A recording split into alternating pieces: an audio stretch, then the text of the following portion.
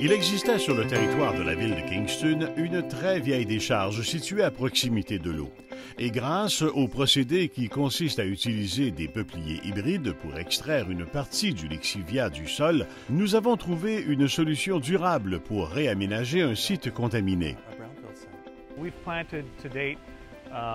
À ce jour, nous avons planté environ 12 500 peupliers hybrides et 3 ou 4 000 essences naturelles pour rompre la monotonie de la plantation.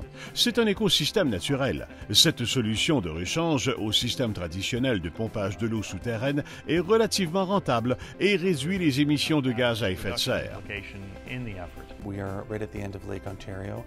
Nous nous trouvons à l'embouchure du lac Ontario et du fleuve Saint-Laurent. Il est donc crucial pour les Kingstoniens que nous protégions notre ressource naturelle.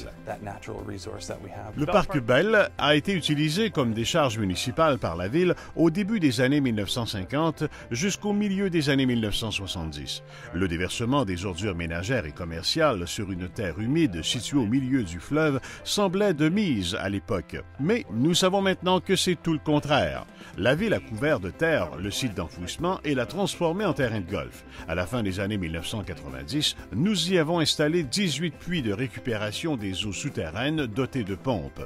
Ils sont dispendieux à gérer et à opérer. En 1998, la tempête de verglas qui a frappé Kingston a endommagé de nombreuses rangées d'arbres arrivés à maturité le long de la bordure sud de la décharge. Et l'année suivante, nous avons constaté une forte augmentation de l'infiltration d'eau. À cette époque, nous avons appris que d'autres collectivités plantaient des peupliers et d'autres arbres sur leur site d'enfouissement. Nous avons alors planté quelques peupliers hybrides à titre expérimental. Ces arbres prennent racine rapidement et, ce faisant, absorbent de grandes quantités d'eau souterraine.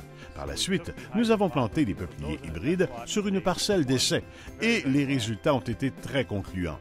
Nous avons observé une réduction des eaux d'infiltration provenant des bords du site. Cet exemple illustre parfaitement comment nous pouvons protéger notre environnement en menant des initiatives durables.